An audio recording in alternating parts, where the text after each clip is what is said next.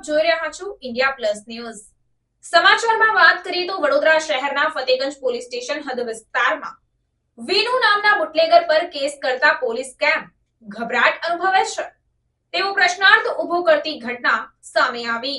Fatehganj police station હદ વિસ્તારમાં વીનુ નામના બુટલેગર પર વહીવટદાર સંજયના 4 હાથ કેમ? ફતેગંજ પોલીસ પણ બુટલેગર વીનુ પર કેસ કરતા કેમ ગભરાય છે તે પણ ખૂબ મોટો સવાલ છે। છાણી કેનાલથી સમા વેમાલી જવાના મુખ્ય માર્ગ પર ખુલ્લે આમ ખાટલો નાખીને પ્લાસ્ટિકના કોથળામાં મોટા પાયે દેશી દારૂનો વેપલો કરતો વીનુનો ફોલ્ડરિયો બુટલેગર કેટલાક ગરીબ મજૂરોને ઝેરી દારૂ પીવડાવી પાયમાલ કરી દીધા છે। અગાઉ પણ અમારી ચેનલના માધ્યમથી બુટલેગરના દરેક અડ્ડાના અહેવાલ પ્રસિદ્ધ કર્યા હતા, પણ સંજય નામના વહીવટદારને તો પોતાના ખિસ્સા ભરવામાં જ રસ હોય તેમ લાગી રહ્યું છે। સૂત્રો દ્વારા જાણવા મળ્યું છે કે વહીવટદાર સંજય દ્વારા બુટલેગરોને ચેતીને ધંધો કરવાની સલાહ આપવામાં આવી છે।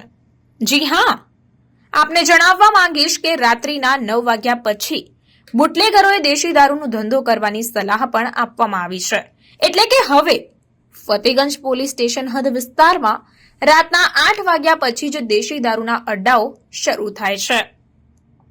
ફતેગંજ પોલીસ સ્ટેશન હદ વિસ્તારમાં વહીવટદાર સંજયના રાજમાં દેશી દારૂના અડ્ડા ચલાવતા બુટલેગરોના નામોની જો વાત કરીએ તો પ્રકાશ ઉર્ફે પકીઓ દીપ ટોકીઝ રોડ પર આવેલ સરકારી અનાજના ગોડાઉનની સામે ખુલ્લા મેદાનમાં, રાજેશ કદમ આંબેડકર નગરની સામે ખુલ્લા મેદાનમાં, દિનેશ ઉર્ફે દિનિયો મનીકૃપા હોટલની પાછળ છાણી જકાતનાકા, વિનુ કલાવતી હોસ્પિટલની બાજુમાં છાણી કેનાલ, શકુંતલાબેન ઉર્ફે શકુ શ્રીનગર ટોકીઝ પાસે, સલાઉદ્દીન ઉર્ફે શેફુ ફતેગંજ રસુલજીની ચાલ પાસે, ગોપાલ મહાદેવ મંદિર પાસે, જગદીશ ટીપી 13માં, હીરાભાઈ બસંતી પણ હાઉસ સામે ખાડામાં લાલપુરા ખાતે દારૂના અડ્ડાઓ ચલાવી રહ્યા છે।